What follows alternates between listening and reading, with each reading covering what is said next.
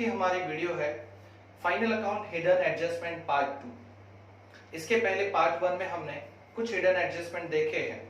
Hidden adjustment होता क्या students, जो आपके ट्रायल बैलेंस में दिए जाते हैं।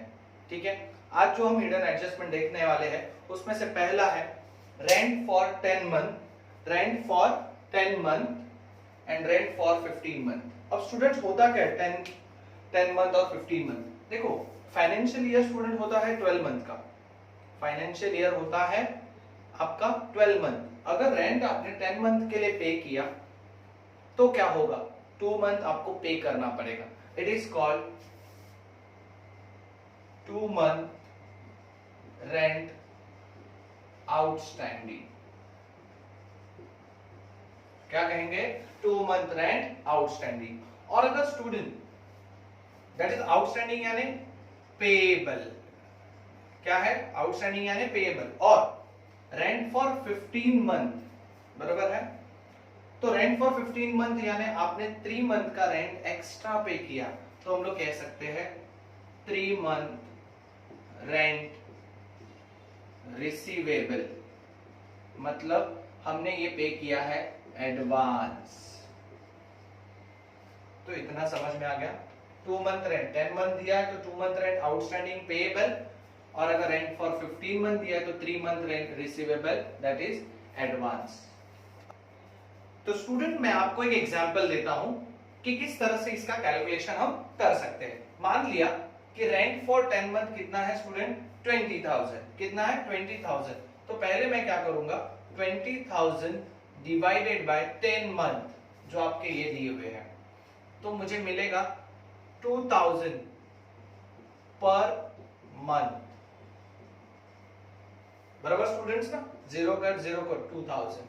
अब क्या करूंगा, 2000 मल्टीप्लाई, कितने महीने का आउटस्टैंडिंग है, 2 month, so this is the 4000। मतलब ये 4000 आपका क्या है, आउटस्टैंडिंग रेंट। अब स्टूडेंट इसके effect, every adjustments have 2 effect. कैसे होंगे ये 4000, इसके 2 इफेक्ट क्या होंगे स्टूडेंट्स देखते हैं। तो पहला इफेक्ट स्टूडेंट सभी को पता है कि रेंट कहां पर आता है, प्रॉफिट एंड लॉस डेबिट। कहां आता है, profit and loss. So outstanding means what, कि हमें पे करना है। इसका मतलब होता है कि हमारा एक्सपेंसेस बढ़ गया, मतलब 10 मंथ का था आपका 20,000, अब आपको 4,000 और पे करना है। मतलब हमें क्या करना होगा, ऐड आउटस्टैंडिंग एक्सपेंसेस। मतलब आपको प्रॉफिट एंड लॉस में, रेंट में नीचे लिखना होगा ऐड आउटस्टैंडिंग एक्सपेंस, या तो आउटस्टैंडिंग रेंट। अमाउंट कितना लिखना है, 4000। अब सेकेंड इफेक्ट क्या होगा स्टूडेंट, इसका पे करना बाकी है, पे नहीं किया, इसका मतलब it is called balance sheet liability side. Clear everyone? Clear? So this is the 2 effects for outstanding rent. अभी स्टूडेंट यहां पर देखो, इसका क्या है 15 मंथ। अगर मान लिया मैंने कि इसका 45,000 है, मान लिया मैंने इसका कितना है 45,000 रेंट आपको क्वेश्चन में दिया है, तो कैसे करोगे, 45,000 फर्स्ट आपको क्या करना है, 45,000 divided by 15. So 15 ones are 15, 15 threes are 45. So answer will be 3,000 per month. Right? Now आपको रिसीवेबल कितना मंथ है, 3 मंथ, इसीलिए 3,000 multiply by 3 month is equal to 9,000। तो आपकी 3 महीने के कितने पैसे आने बाकी है, 9,000। It is receivable. अब 9,000 के 2 इफेक्ट क्या होंगे स्टूडेंट्स देखो, ठीक है। पहला तो ये आपका प्रीपेड है, इसे कहते हैं आउटस्टैंडिंग, तो इसे कहते हैं prepaid. Prepaid always, outstanding add होता है, प्रीपेड लेस होता है। So first profit and loss debit में आप क्या करोगे, लेस एज अ प्रीपेड, क्या करोगे, एज अ प्रीपेड, बराबर है। सेकेंड इफेक्ट स्टूडेंट्स, अगर आउटस्टैंडिंग लायबिलिटी होती है तो प्रीपेड असेट्स होता है। अगर आपने एक्स्ट्रा पेमेंट किया, एडवांस पेमेंट किया है, तो इट इज कंसीडर कि वो पैसा आना बाकी है, दैट इज रिसीवेबल। तो रिसीवेबल स्टूडेंट्स आता है बैलेंस शीट असेट्स।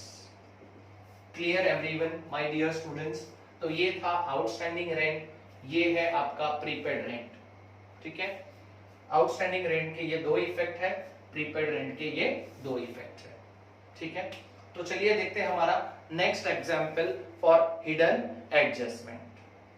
तो स्टूडेंट्स नेक्स्ट है सैलरीज।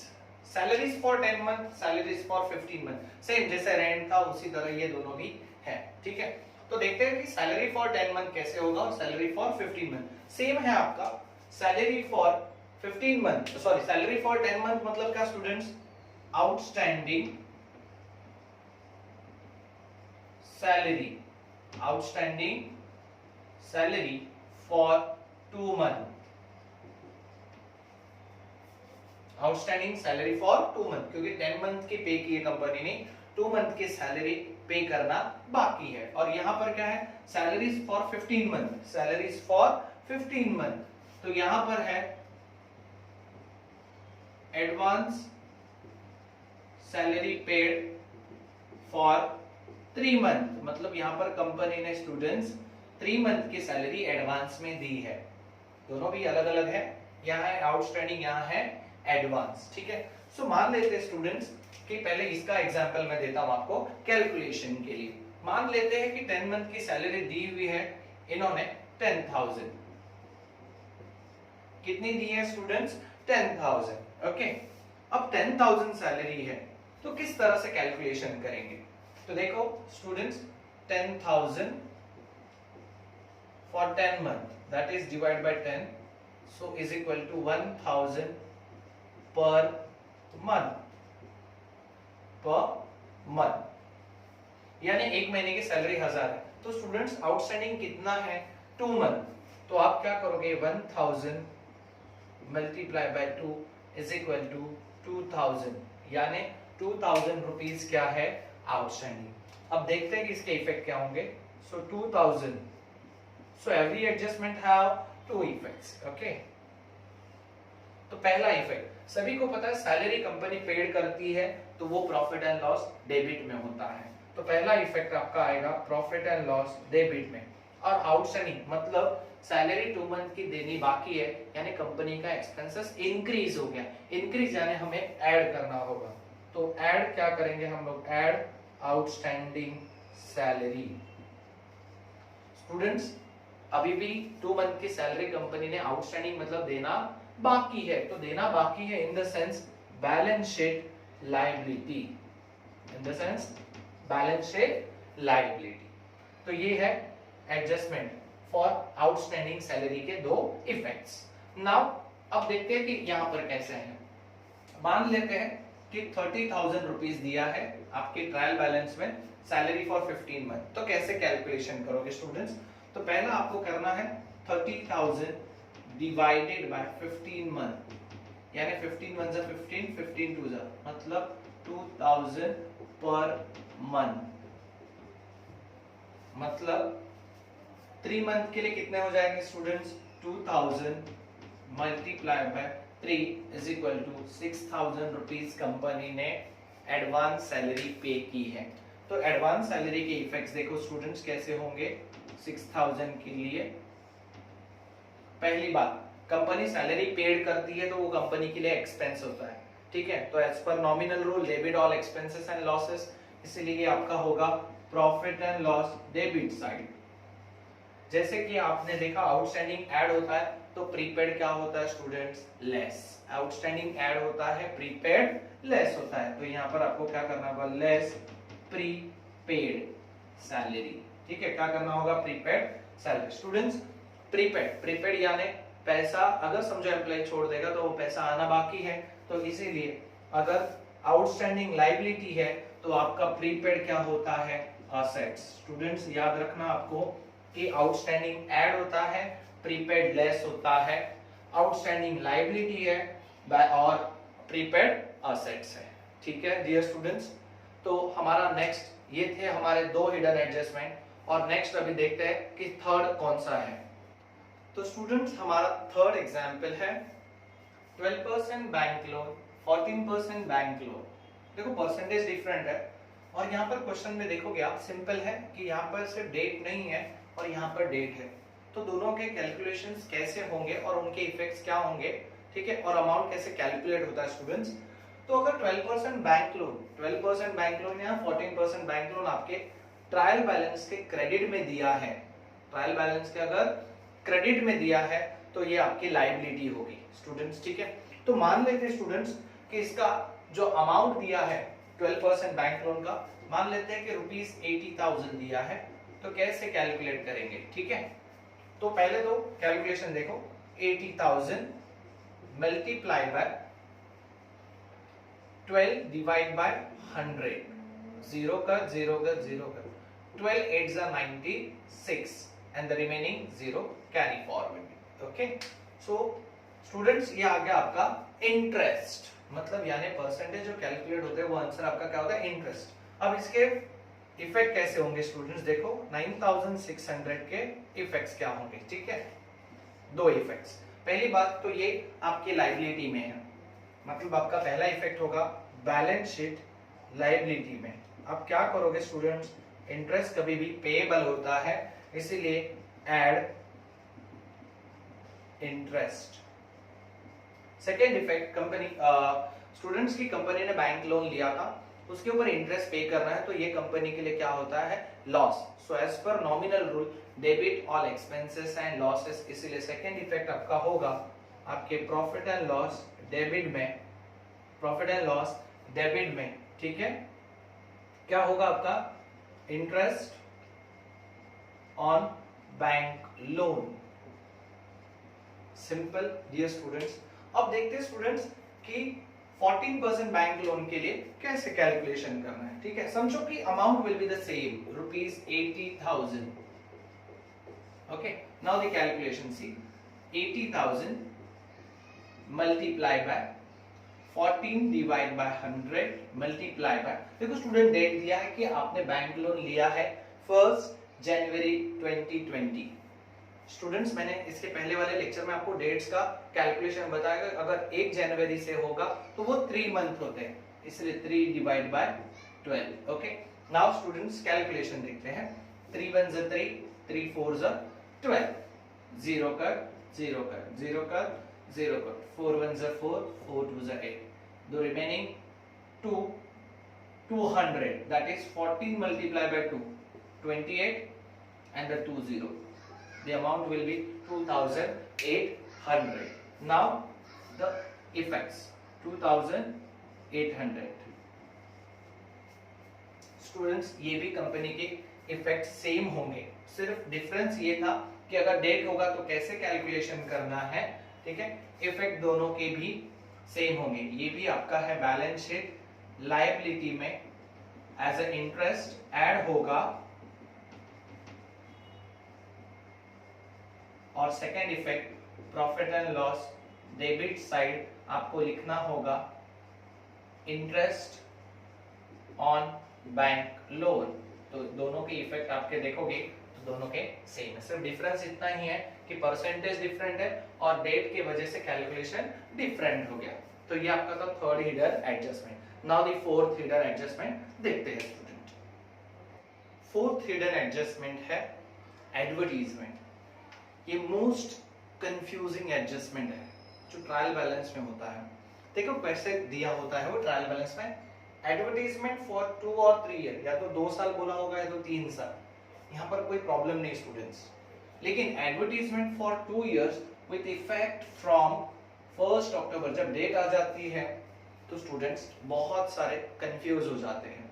तो ये वर्किंग नोट टाइप हमने ये वीडियो बनाई है कि किस तरह से आप कोई एडजस्टमेंट आए तो कैलकुलेशन कर सकते हो। तो देखो स्टूडेंट्स, अगर एडवर्टीजमेंट फॉर 2 ईयर्स, अगर हम लोग एक ले लेते हैं कि अमाउंट कैलकुलेशन देख लेते हैं कि अगर एडवर्टीजमेंट अगर आपको क्वेश्चन में दिया है ₹10,000, समझो सिंपली देख लेते हैं, अगर क्वेश्चन में आपको दिया है ट्रायल बैलेंस में कि एडवर्टीजमेंट 10,000, तो कैसे करना होगा स्टूडेंट्स, सिंपल है। अगर फॉर 2 इयर्स बोला है, फॉर 2 इयर्स अगर कहा है तो कैसे करोगे स्टूडेंट्स, 10,000 डिवाइडेड बाय 2 यानी कि 5000।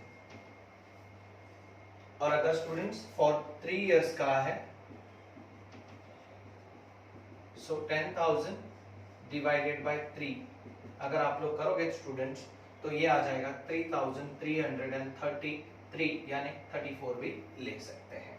ठीक है, तो आंसर कितना होगा 3,334। ठीक है, तो यहाँ पर इस तरह से कैलकुलेशन फॉर 3 इयर्स ऐसे करना है, मतलब divide by 3, for 2 years divide by 2। Students इनके इफेक्ट कैसे होंगे? ठीक है, समझो हम लोग 5000 के इफेक्ट ले लेते हैं।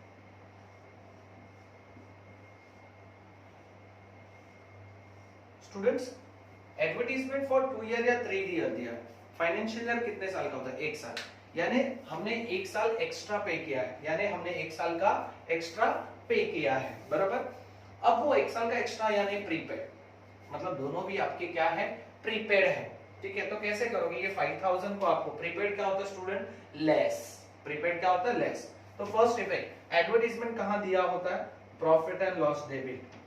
स्टूडेंट्स कहां दिया होता है? प्रॉफिट एंड लॉस डेबिट, तो आपको लेस करना होगा एज अ प्रीपेड एडवर्टीजमेंट। कितना लेस करोगे स्टूडेंट? 5000। सेकेंड इफेक्ट प्रीपेड का कहा जाता है बैलेंस शीट असेट साइड, वहां पर आपको क्या लिखना होगा? Prepaid advertisement, outer column 5000। अगर स्टूडेंट्स यहां पर देखते हैं कि एडवर्टीजमेंट इस तरह से दिया है तो क्या करेंगे? अगर मान लेते हैं ₹20,000 ट्रायल बैलेंस में दिया हुआ है तो किस तरह से कैलकुलेशन करोगे? तो पहले तो आपको 20,000 को डिवाइड बाय 2 इयर्स करना है, मतलब ये 2 इयर्स, मतलब 10,000 फॉर 1 ईयर। स्टूडेंट्स तो 1 ईयर का मिल गया। अब आगे की डेट के लिए कैसे कैलकुलेशन करना है?